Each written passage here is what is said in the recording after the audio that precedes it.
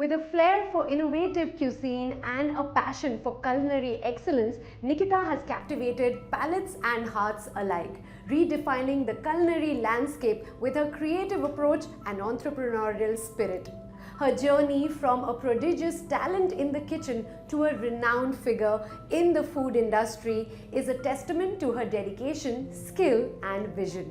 It's a pleasure to have you with us, Nikita. Thank you so much. Welcome to Her Story on Z Connect. Thank you. So Nikita, tell me a little bit about your childhood. You grew up here in Abu Dhabi. How Yes. were your growing up years like, your schooling like? So they were like any other 90s child born in Abu Dhabi, born and raised in Abu Dhabi. Weekends were spent picnicking in the parks, climbing up the iconic volcano fountain that sadly is no longer around. Biking, roller skating along the Corniche with my dad, with my sister, baking cakes with my sister, and just following my mum around the kitchen when at home. Lovely. And what were your career aspirations as a child? Was being a chef on the list then? I always knew that I was born to be in the kitchen because growing up, my childhood was literally spent playing with roti dough instead of Play-Doh. Really? Watching cooking shows instead of cartoons, reading cookbooks instead of storybooks. And I was obsessed, I was crazy. I used to hide cookbooks under my textbooks when I was a bit older. Under my pillow, I used to sneak and study recipes instead of studying for the test the next day. I used to whip cake batters in the balcony once everyone was asleep at night, and then bake cakes, stand next to the oven, turn it off before it would go beep beep beep, so nobody would wake up. I was absolutely crazy, like I was an insane kid, like I just wanted to be in the kitchen, so yeah, it's my happy So place. at what age were you baking cakes like this, trying not to wake people up? That was when I was a bit older, obviously. I started baking when I was 8, but I think when I was in like maybe 8th, 9th grade, you know, it was, you know, so with studies got a bit more serious, Yeah. and my mom would try to put us to sleep on time, and then I would wait for everyone to sleep so I could do this late. And then the next day, your mom I would wake hide up it in the bag and take it to school. What? So nobody ever would find out? Nobody would find out, and I would distribute it among all the classmates and friends. Yeah. So tell me, then you moved to the US to study business. You had business studies as your subject. So was, again, culinary or being a chef or any of this on the cards, or was it part of the list? Did you plan it then? Did you think this would happen? I always wanted to make a living off of food. I always wanted to make food my career because that's what I loved from the beginning. But when it came to going to university, I just played it safe. And my parents would always say, you know, just get a degree once, get a business degree once, or whatever degree once, and then do what you want. Yeah. And I'm glad I did, because had I gone to culinary school and gotten professional training, I wouldn't be able to participate in a competition like MasterChef because they only allowed home cooks on the show to participate. Right. So yeah, I think it was all just destined. Right. Yeah. Now tell me something about your first job. What was it like? My first job was when I was 18. I just moved to the US, and it was at the Cheesecake Factory. And I was always very amazed with the cheesecakes that they had on display. So I applied for a job there, and I worked as a barista, and I plated up the cheesecakes at the bakery section. And yeah, I worked there for a couple of months, and then my studies got a bit intense and I couldn't manage the long working hours and that. So yeah, that was it, but it was a great experience. So coming to inspirations and influences in your life, tell me who inspires you as a chef? I always say this, in every household, mums and dadis are the truest chefs. Absolutely. Because nothing beats their experience. No professional training, nothing at all beats their experience. I think one of the most important things that we learn from them is how important it is to put love into the food that you cook. True. Because that makes such a big difference, and that is something that no culinary school will teach you. Yeah. The secret ingredient. The secret ingredient. All right, now let's come to your turning point and milestones in your life, Nikita. Tell me, how did life change after winning a big, famous reality show? It's been almost a decade since I won a MasterChef competition, and to my surprise, even after so many years, it's amazing how people still give so much love, so much support and recognition.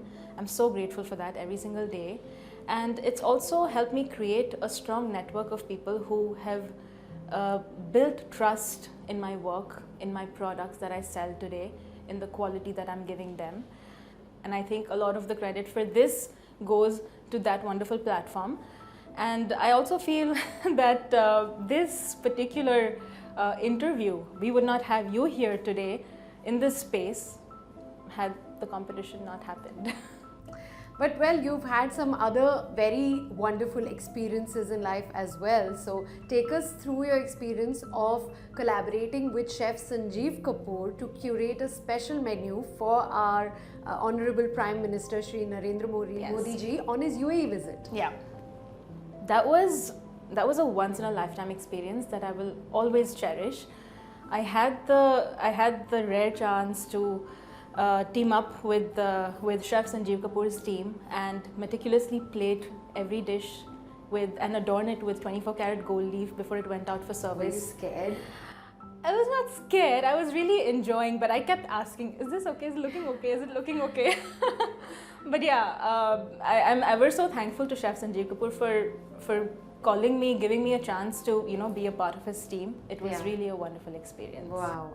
Well, let's come to your challenges now. I mean, it's not easy to win hearts through food, right? Although it may just look like, oh, she's a chef, she can just cook up anything, give her a few minutes, give her some ingredients, she'll put together something. But I know it's not easy, and you've gone through your life with great experiences, but I'm sure challenges have been there along your journey as well. Take us through that. So they do say that the way to a person's heart is through the stomach. So I think winning hearts with good food is easy. But definitely the journey has been challenging. From being in a very intense competition, from the immeasurable amount of stress and pressure that was put on us, from being the youngest contestant on the show and then later the youngest winner, and then traveling to so many different cities and countries to do live cooking shows, TV shows, curating menus for restaurants, doing pop-up menus, judging competitions, doing wedding menus everywhere. Wow.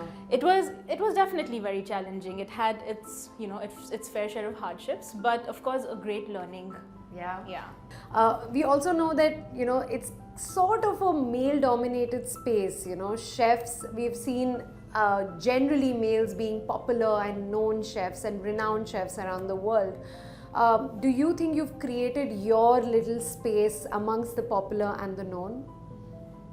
I actually don't quite agree that this is a male-dominating space, because there are so many female celebrity chefs that I've grown up watching, loving and learning from. Starting from Tarla Dalal to Nigella Lawson to Ina Garten to Rachel Ray, and the list goes on. And I have created a very small space for myself, but there is still so much to learn every single day, and I wish to keep learning and growing. So there comes a time where I'm able to inspire the coming, generation. Right. Yeah. Let's get to personal reflection now. Tell me, what are you most grateful about in life? This is a very tough question because there is so much I'm grateful for, but if I had to pick one thing that I'm most grateful about today, is this kitchen space that has been my dream. And I must say that it's my husband's hard work and my family's constant support that has made this dream of mine come to life. A special shout out to my mom-in-law for being my #1 supporter. She is the person who makes sure that my fresh glass of orange juice is ready every morning. My lunch is packed every morning. She calls and makes sure that I've eaten through the day. She makes sure the house is in order when I go back, so I don't have to worry about anything and I can fully focus on work. And of course the full family is supporting, but she's my backbone in this entire thing. And I'm just really grateful for my amazing husband who supports a lot as well. Otherwise, he would really tell you, listen, you're talking about your mother-in-law, but what about me? No, I have to try all the food you make. Everyone tries the food, but he does too, of course. And just his hard work, and he supports me 100%, and everything that I do gives me the perfect feedback and criticism where required. Does he find flaws? Yeah, of course, and that's what, that's what's required to improve also. I don't always expect to hear good things from him when I make something. There has to be negative feedback because that's the only room for improvement. So yeah, I'm very grateful for him and his family that I get to call mine. Okay, great. Coming back to your family, what food of yours is loved the most at home? I think everyone loves a good Thai curry that I make. It's everyone's favorite and it's super comforting. So that is something I love preparing for them. And everyone at home is vegetarian? Everyone at home is vegetarian. Okay. Yes. Okay, final question. What would be your advice to women out there who want to kind of follow in your footsteps and make it big in the culinary world? The only thing I would say is keep going, do what you love, don't give up. The world is yours. If you consistently follow your dream will follow you. Amazing. Thank you so much, Nikita. It's been a pleasure interviewing you in your space, newly built space, which you're so excited about. So keep growing, keep shining the way you do. Thank you so much. Thank you for having me.